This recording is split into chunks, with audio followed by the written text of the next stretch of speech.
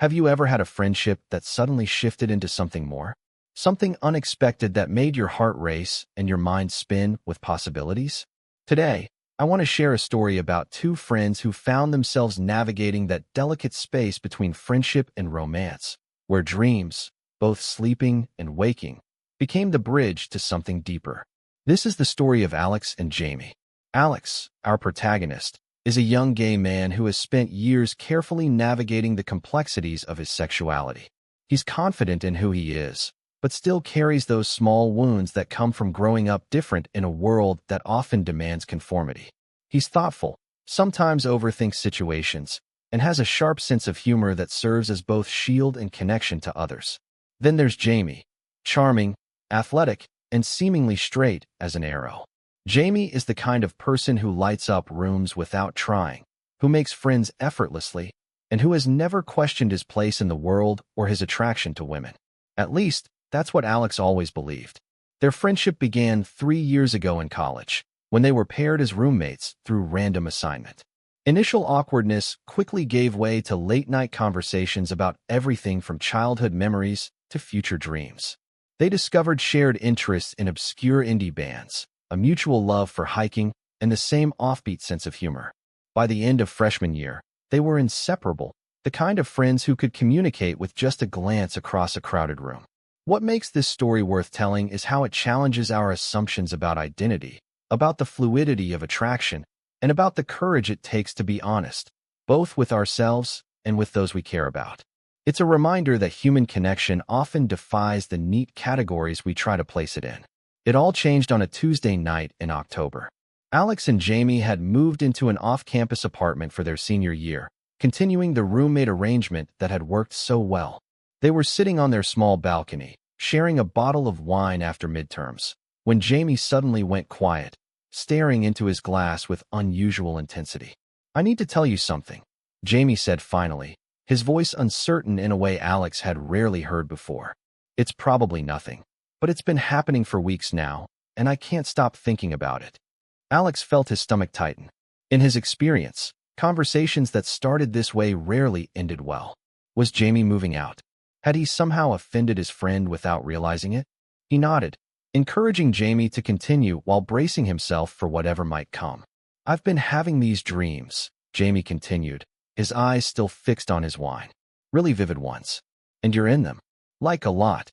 Alex laughed, relief washing over him. "That's it. Dude, I dream about people I know all the time. Last week, I dreamed my biochem professor was teaching us how to make perfect pancakes." But Jamie wasn't laughing. "No, not like that. These are different." He finally looked up, meeting Alex's eyes with an intensity that made the air between them feel charged. "They're intimate. Like, really intimate. And when I wake up, I can't stop thinking about them. About you." The world seemed to tilt beneath Alex. He'd spent 3 years carefully maintaining the boundaries of this friendship, never allowing himself to entertain the possibility of more, despite the occasional flutter in his chest when Jamie smiled at him just right. He'd dated other men, had relationships that were good but never quite right, all while telling himself that his occasional thoughts about Jamie were just the natural result of proximity and affection. "I don't know what it means," Jamie continued, filling the silence that had stretched between them. "I've never thought about a guy that way before. But these dreams feel so real, and I wake up feeling, I don't know, like there's something I'm missing when I'm awake. Like there's this whole other possibility I've never let myself consider." Alex took a long sip of wine, buying time, trying to calm the rapid beating of his heart. "Dreams are just dreams, Jamie. They don't have to mean anything." Even as he said it, he knew he was trying to protect himself as much as reassure his friend. "But what if they do?" Jamie asked, leaning forward slightly. "What if my subconscious is trying to tell me something I'm not brave enough to admit when I'm awake?" He paused, then added quietly, "I want to know what it would be like to finish one of these dreams while I'm awake. With you." The words hung in the air between them, impossible to take back, impossible to ignore. Alex felt like he was standing on the edge of a cliff, knowing that whatever he said next would change everything. The safe response would be to gently decline, to preserve the friendship that meant so much to both of them. But there was another part of him, a part that had been quietly waiting for years, that wanted to leap into the unknown. In the days that followed, Alex found himself in a state of constant inner turmoil. He'd go from elation to anxiety in the span of minutes, replaying Jamie's words over and over in his mind. Was this just curiosity on Jamie's part? An experiment he'd regret later? Or was it possible that Jamie was discovering something about himself that had been there all along? Meanwhile, Jamie seemed almost unnervingly normal. He went to classes, joked with friends, played intramural soccer, all as if he hadn't just upended Alex's entire emotional landscape. The only difference was the way he would sometimes catch Jamie looking at him when he thought Alex wouldn't notice, a thoughtful, questioning gaze that made Alex's skin tingle. They were careful around each other, maintaining the routines of their friendship while navigating this new undercurrent. They still cooked dinner together on Thursdays, still binge-watched shows on weekends, still studied side by side in comfortable silence. But now, every accidental touch, every shared laugh, every moment of eye contact carried new weight, new possibility. One night, about 2 weeks after Jamie's confession, they were watching a movie on their couch, something forgettable with too many explosions. Alex was hyper-aware of the space between them, the careful distance they'd both been maintaining. Halfway through the film, Jamie shifted, closing that gap slightly. "Are we going to talk about it?" he asked quietly, eyes still on the screen. Alex paused the movie. "I didn't know if you wanted to.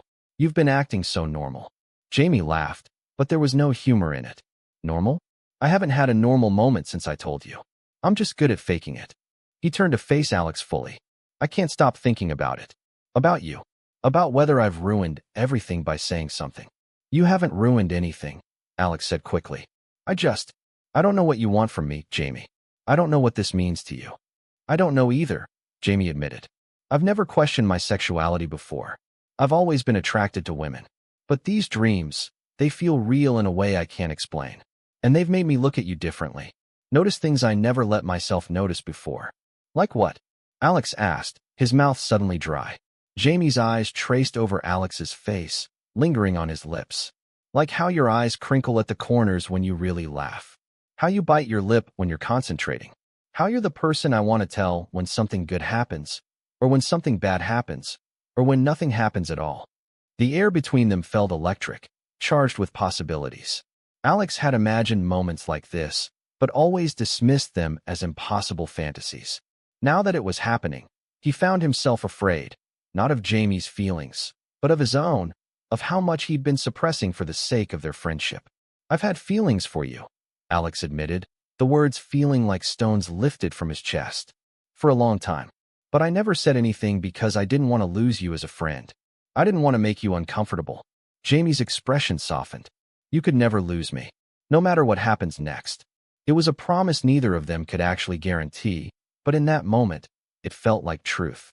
They talked for hours that night, the movie forgotten, exploring the contours of their feelings, the history of their friendship, the possibilities and fears that lay ahead. They didn't touch, didn't cross that physical boundary, but something fundamental had shifted between them.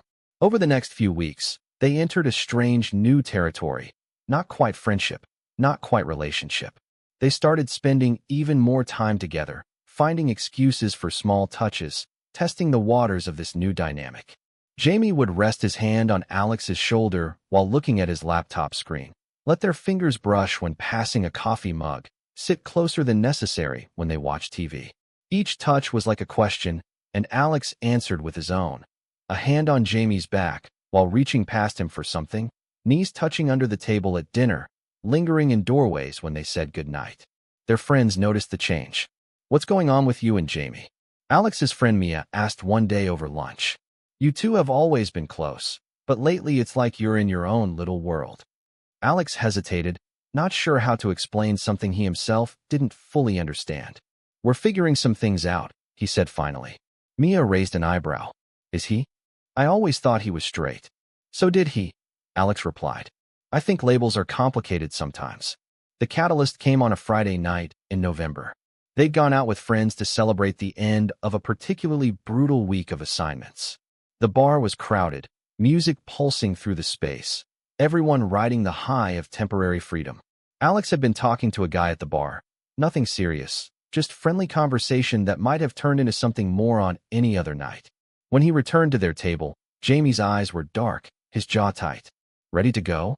Jamie asked, his voice casual, but his body language anything but. Back at their apartment, the tension between them was palpable.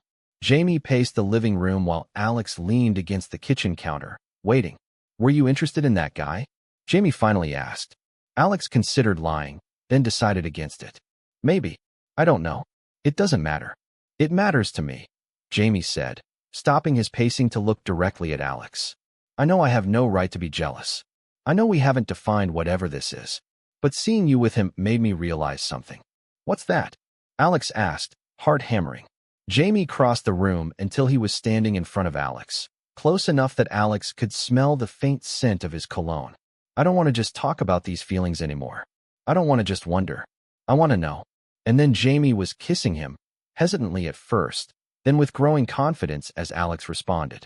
It was nothing like the casual kisses Alex had shared with other men. This was Jamie, his best friend, the person who knew him better than anyone. Jamie, who had never kissed a man before, but was kissing him now with an intensity that made Alex's knees weak. When they finally pulled apart, both breathing heavily, Jamie rested his forehead against Alex's. "That was... yeah," Alex agreed, unable to find adequate words.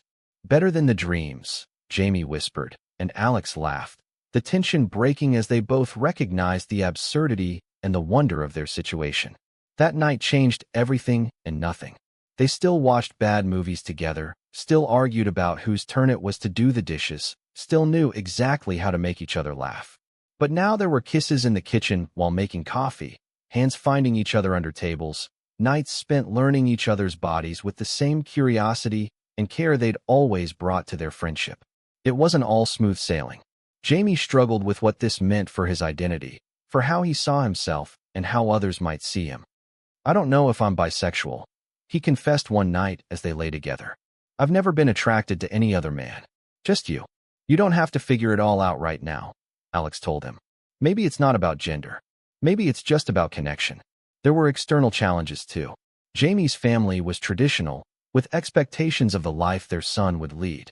Some of their friends were supportive, others confused, a few uncomfortable with the shift in dynamic. They navigated these waters together, sometimes stumbling, always finding their way back to each other. 6 months after that first kiss, they were sitting on the same balcony where Jamie had first confessed his dreams. The spring air was warm, the sky painted in pinks and oranges as the sun set. Jamie took Alex's hand, tracing patterns on his palm. "I've been thinking about those dreams," he said. "The ones that started all of this." Alex smiled. "Do you still have them?" "Sometimes," Jamie admitted. "But they're different now. Less about discovery, more about memory." He paused, gathering his thoughts. "I think maybe they were never really about sex or attraction, not at the core. I think they were about connection, about being truly seen by someone. And I've never felt more seen than I do with you." Alex felt his throat tighten with emotion. "I see you," he said simply. "I always have." Jamie nodded. "I know. I think that's why my subconscious chose you, not someone else. Because somewhere deep down, I knew you were the person I could be most myself with. The person who would accept all of me, even the parts one hadn't accepted yet." They sat in comfortable silence as the last light faded from the sky, hands intertwined. The boundary between friendship and love no longer a line to be crossed, but a space they inhabited together, creating something that was uniquely theirs. This story matters because it reminds us that human hearts are complex, that attraction and connection don't always follow the paths we expect, and that sometimes the greatest love stories begin with friendship. It challenges us to remain open to possibilities, to listen to our dreams, both sleeping and waking, and to have the courage to speak our truths, even when they surprise us. For Alex and Jamie, what began as a confusing dream became a waking reality more beautiful than either could have imagined. Their journey wasn't about one friend turning another or about discovering a hidden sexuality that had always been there.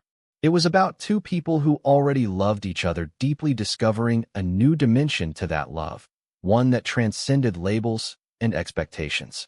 As they moved forward together, they carried with them the foundation of friendship that had always been their strength. They knew there would be challenges ahead, family expectations, societal pressures, their own evolving understanding of themselves. but they also knew that what they had built together was worth protecting, worth fighting for. In the end, perhaps the most powerful part of their story is its reminder that love, in its truest form, sees beyond categories. It finds us where we are and invites us to grow. For Jamie, that growth meant expanding his understanding of his own heart. For Alex, it meant trusting that something he had never dared hope for could actually be real. And for both of them, it meant recognizing that sometimes the most extraordinary journeys begin with the courage to speak a truth, to share a dream, and to take that first tentative step from imagination into reality. Their story continues to unfold, day by day, no longer confined to the realm of dreams, but lived fully in the waking world they share. Total _char_count, 17,892.